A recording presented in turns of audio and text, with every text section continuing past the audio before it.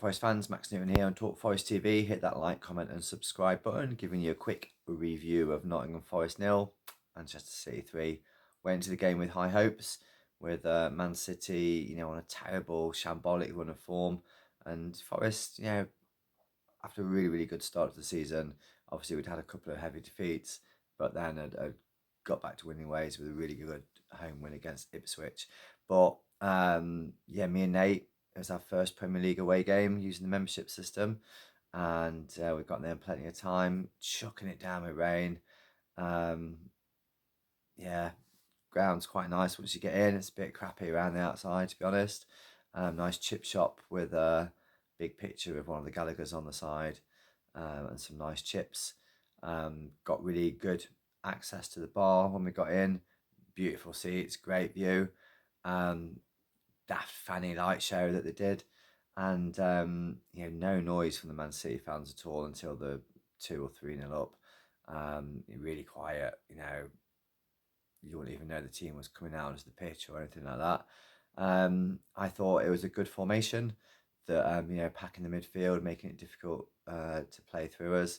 And then unfortunately Man City scored like really early on after about the 8th minute. I think we'd had a good chance by then already.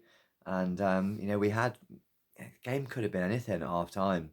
Could have been 3-3. Chris Wood missed a 1-on-1 where you back him to score all day long, and that would have made it 1-1. And a minute or two later, they went up the other end and scored. But we continued to create chances. I think we created more chances in that first half of football than we have done in 3 Premier League games against Manchester City so far since we've been promoted.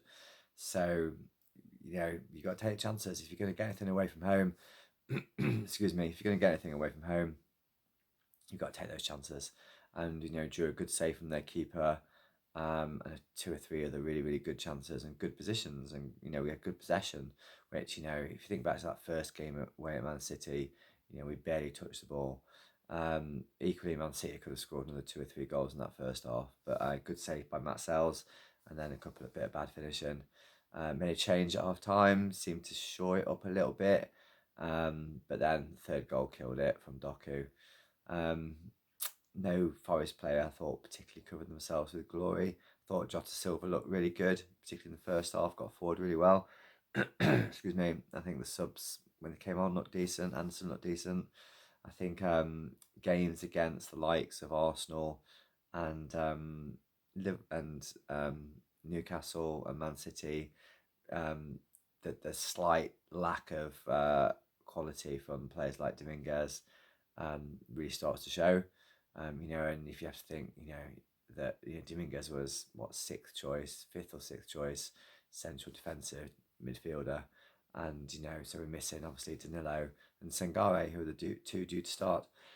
Excuse me. And I think Morgan Gibbs-White and Anderson still not fully recovered from their knocks, but I think although the formation was, you could say, was defensive, I think we went for it and we tried to score goals and we tried to win the game. We perhaps showed them a bit too much respect, but we didn't sit back and defend and just hold out and hope that we could somehow cling on, which is what we've done before. So, that was positive. Come on, you Reds, on to Manchester United. On Saturday, obviously took a bit of a hammering to Arsenal. I think Man City probably got their mojo back, and they'll give somebody a hammer. They'll give more teams hammerings over the coming weeks, and puts the result that we've had into perspective. As I think excuse me, Arsenal's results have over the last 2 or 3 weeks since they beat us. They've been absolutely rampant. So we were hoping to be mid-table. We're currently higher than mid-table. Mid-table teams win games and lose games, and that's what happens.